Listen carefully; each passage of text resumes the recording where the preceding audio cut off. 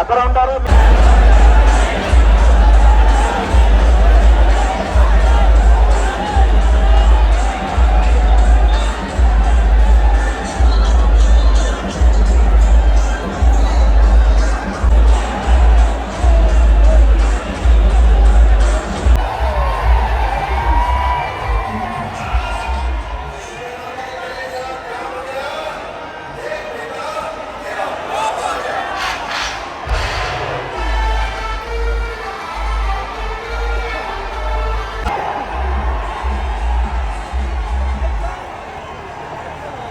जय सिया राम, जय सिया राम, भारत माता की, भारत हनुमान की, राम लक्ष्मण जान की, जय बोलो हनुमान की। हाँ ठीक है हरीश।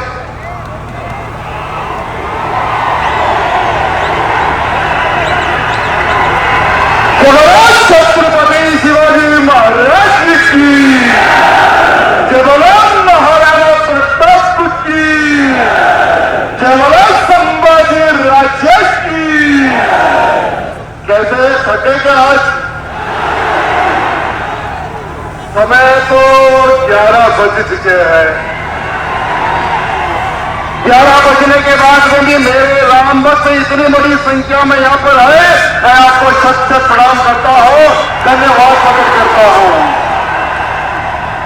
मेरे राम भक्त, आज भगवान श्री रामचंद्र जी का जन्मोत्सव सिर्फ हमारे भाग्यनगर तेलंगाना में नहीं, पूरे भारत के कोने कोने में बहुत ही धूमधाम से मनाया जा रहा है। मेरे मित्रों, आज हम सबके भगवान श्री रामचंद्र जी का जन्म हुआ है। मेरे मित्रों, भगवान श्री रामचंद्र जी ने अगर हमें जीवन में अगर किसी के मार्ग पर अगर चलना है तो हमें भगवान श्री रामचंद्र जी के मार्ग पर चलना है। मेरे मित्रों, कि मर्यादित किसे कहते हैं, मर्यादा में कैसा रहा जाता है, ये अगर हमें किसे सीखना है तो हमारे प्रभु श्री रामचंद्र जी से हम सीख सकते हैं। मेरे मित्रों, लेकिन 14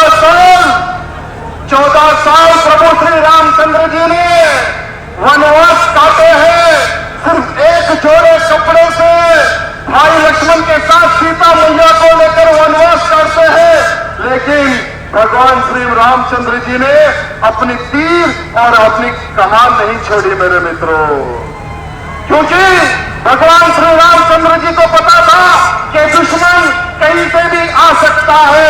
मेरे परिवार की रक्षा के लिए, दुश्मन के सर्वनाश करने के लिए मेरा तीर और मेरा कमान। तो उनके त्योहार मनाने पर जिजिया टैक्स देना पड़ता था। जिजिया टैक्स 700 साल पहले। मेरे मित्रों, 500 साल होने के बाद में भी आज मुगलों की नाजायज औलादें हमारे हिंदुओं पर हमला कर रही है, हमारे त्योहारों पर पत्थर फेंक रही है। मेरे मित्रों, आज ही के दिन बंगाल में हिंदुओं पर पत्थर फेंके जा रहे हैं। आज ही के दिन महाराष्ट्र में हिंदुओं पर पत्थर फेंके जा रहे हैं। आज ही के दिन कर्नाटक में भगवान श्री रामचंद्र जी की शोभा यात्रा पर पत्थर फेंके जा रहे हैं। मेरे मित्रों, जहां जहां पर हिंदू संगठित नहीं है, वहां पर हिंदुओं पर हमले हो रहे। लेकिन मैं नाच रहा है, गा रहा है, धूम मचा रहा है। मेरे मित्रों, आज कुछ लोगों की नींदें खराब हो गई होंगी, आज कुछ लोग नहीं सो रहे होंगे कि ये क्या हो रहा है। भाग्यनगर का हिंदू जाग रहा है। अगर भाग्यनगर का हिंदू जागेगा तो ये जो छोटे भाई का पैजामा, बड़े भाई का कुर्ता पहने हुए ये दो बुलडोग हमारे इस तेलंगाना में नहीं, पूरे भारत को छोड़ के भागेंगे। मित्रों, बस हमें संगठित रहना है। मेरे मित्रों, अगर हम संगठित नहीं रहेंगे तो सोचो क्या होगा। मेरे मित्रों, होली के शुभ अवसर पर दिल्ली में क्या हुआ था तरुण के साथ मैंने अभी एक बैनर देखा था, ये बैनर तरुण को स्वयं बजरंगबली का आशीर्वाद मिल रहा है। आज तरुण की क्या गलती थी? होली का शुभ अवसर, छोटी सी बच्ची कलर खेल रही है, गुलाल खेल रही है, एक छोटा सा बॉल नीचे फेंकती है, बाजू के घर पे गिरता है एक लेडी पर, और वो लेडी उसके बेटे को फोन करती है। 25 से अधिक जिहादी आते हैं, तरुण को किस प्रकार से कितनी बेरहमी से तरुण का कत्ल कर देते हैं, आज पूरी दुनिया ने देखा है मेरे मित्रों, कि किस प्रकार से तरुण का खून हुआ। मेरे मित्रों, हिंदू घटा है इसलिए हिंदू मरा। देखिए वहीं पर दिल्ली में सरकार हमारी, दिल्ली के बाजू पार्लियामेंट, प्रधानमंत्री जी रहते हैं, यानी गृह मंत्री रहते हैं, लेकिन इनको डर किसी का नहीं। बस इनकी सोच क्या है? हिंदू है मार दो, ये इनकी सोच है मेरे मित्रों। लेकिन दिल्ली की सरकार ने, मैं दिल्ली के मुख्यमंत्री को धन्यवाद प्रकट करता हूं, जिसने तरुण पर हमला किया, जिसने तरुण का खून किया, उसके घर पर बुलडोजर चलाया है। मैं हमारी दिल्ली की मुख्यमंत्री हमारी बहन को धन्यवाद प्रकट करता हूं, जो आपने बुलडोजर चढ़ाया मेरी बहन, लेकिन एक घर पर बुलडोजर नहीं, 25 से 25 जिहादियों पर बुलडोजर चढ़ना चाहिए, क्योंकि तरुण का खून एक व्यक्ति ने नहीं, 25 नाम मर्दों ने मिलकर तरुण अकेले हिंदू को उस पर हमला करके उसका खून किया। 25 से 25 घरों के ऊपर बुलडोजर चलना चाहिए। ये आज भाग्यनगर का हिंदू दिल्ली की हमारी मुख्यमंत्री बहन से प्रार्थना करना चाहता है। मेरे मित्रों, हम गंगा को मां कहते हैं, गंगा को पवित्र मानते हैं। आपने देखा होगा कि हमारी गंगा को किस प्रकार से अपवित्र करने का प्रयत्न किया गया। वहां पर 10-10 जिहादी एक बोर्ड चुराकर, वो चोरी करके हमारी गंगा मैया की नदी में जाकर वहां पर मटन बिरयानी खाते हैं और उन हड्डियों को हमारी गंगा मैया की नदी में डालते हैं। लेकिन मैं हमारे मुख्यमंत्री, किस राज्य में उन्होंने गंदा काम किया? उत्तर प्रदेश में उन्होंने गंदा काम किया। वो उत्तर प्रदेश जहां पर बोला नहीं जाता, वो उत्तर प्रदेश जहां पर ठोका जाता है मेरे मित्रों। वो उत्तर प्रदेश जहां पर बोला नहीं जाता, वो उत्तर प्रदेश जहां पर ठोका जाता है। योगी आदित्यनाथ जी बाबा के राज्य में उन जिहादियों ने गंदा काम किया था, लेकिन अच्छे से सबक हमारे बाबा जी ने दिखाया है मेरे मित्रों। लेकिन कुछ लोग कहने लगे कि क्या हो गया, गंगा में अगर 4 हड्डी गिर गई, अगर कोई हिंदू मरता है तो उसकी भी हड्डियां उसी गंगा में डाली जाती है, क्या उन पर कार्रवाई करोगे? कुछ मुन्ने बोलने लगे मेरे मित्रों।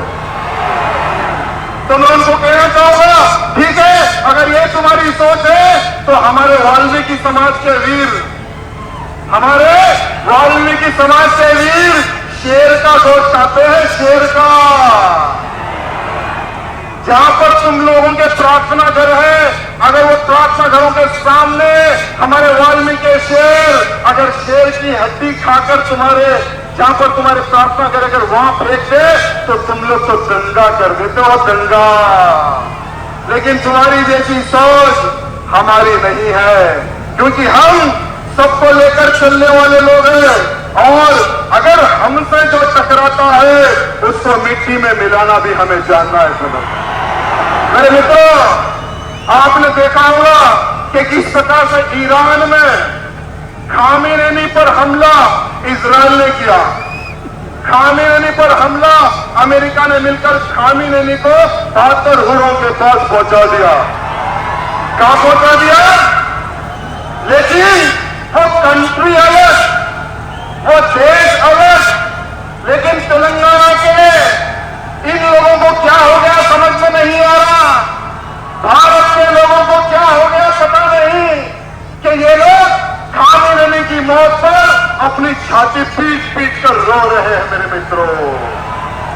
कश्मीर में कुछ ऐसे भी मुसलमान हैं जो 500 करोड़ रुपए जमा करके ईरान भेजने की योजना बना रहे। ईरान, तो मैं उन काश्मीरी मुसलमानों को पूछना चाहूंगा, जब पुलवामा में हमला हुआ था तब ये दर्द कहां छुपा हुआ था? हमारे हिंदुओं का नाम पूछ पूछ कर गोलियां मारी जा रही थी, तब ये तुम्हारा दर्द कहां था?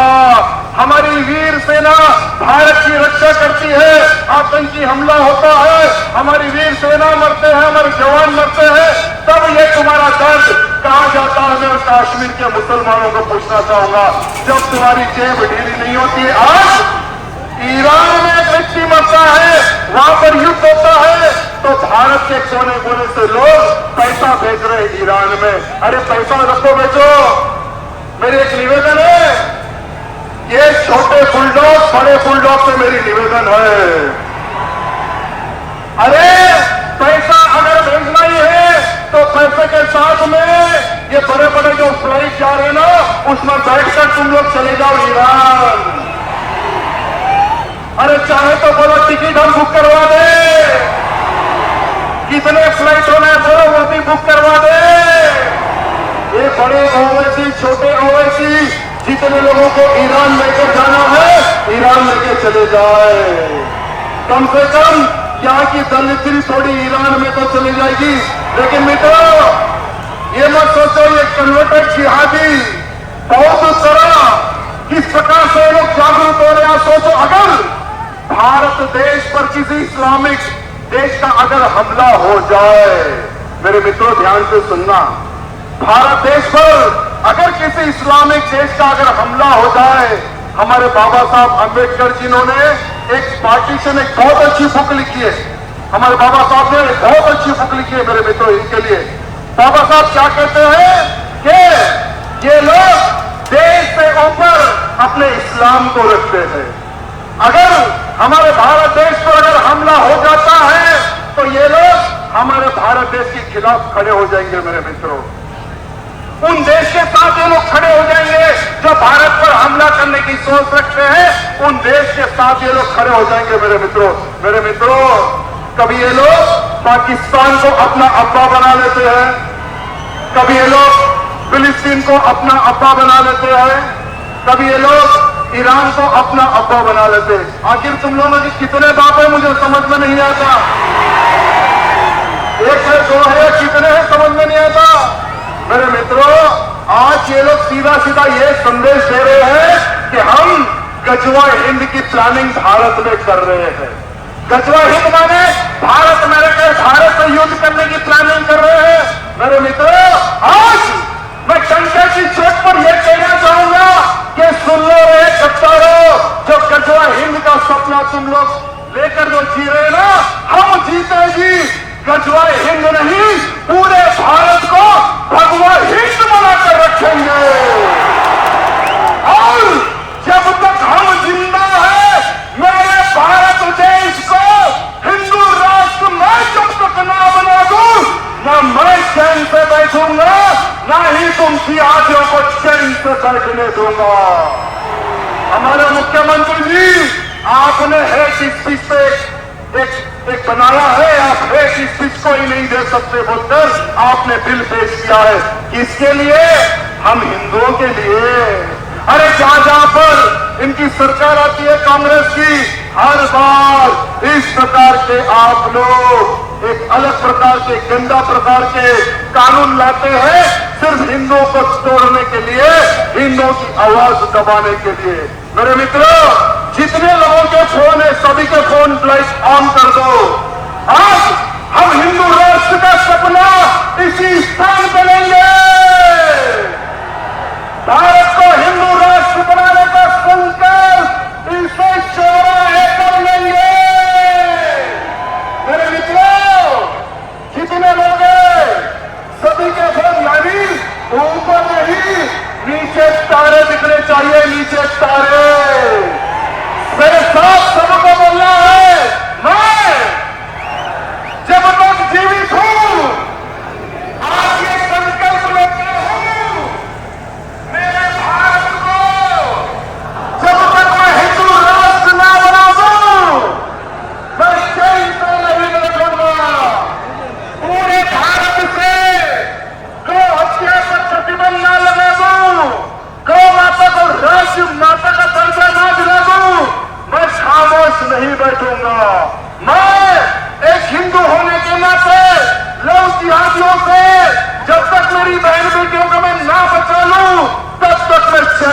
नहीं बैठूंगा। आज ये संकल्प लेता हूं और मुझे बार बार कल शाम तक भी मेरे को कॉल आए हैं। कल शाम तक मेरे फोन पर धमकी भरे फोन आ रहे थे कि बेटा हमारे स्नैपर रेडी है, आज तेरी आखिरी रामनवमी है, तेरा आखिरी जुलूस है। अरे भोसड़ी को कहां है रे तुम्हारे स्नैपर? कहां पे फिट किया है रे बम?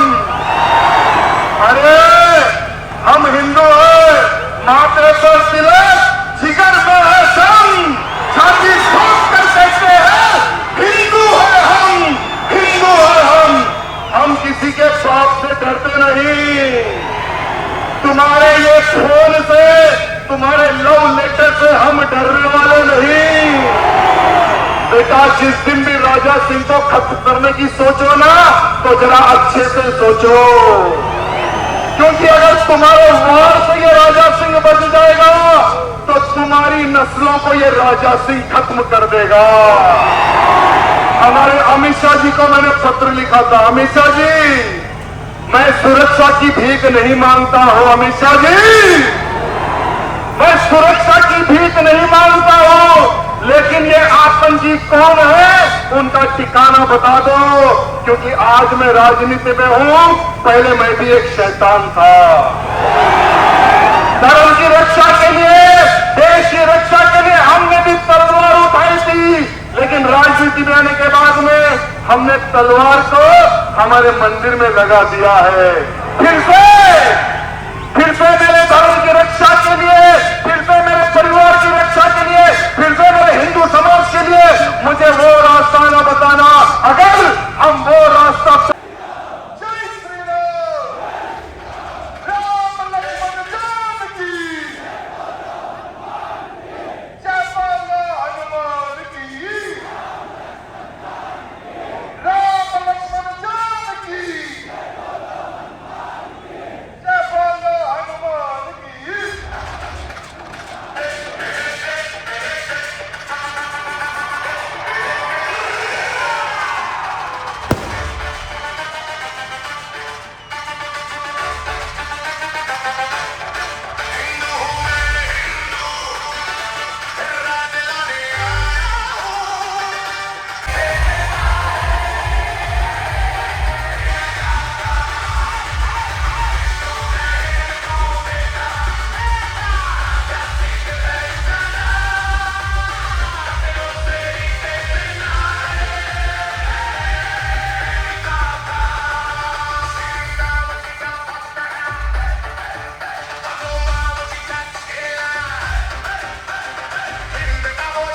पालना है, ये खड़ा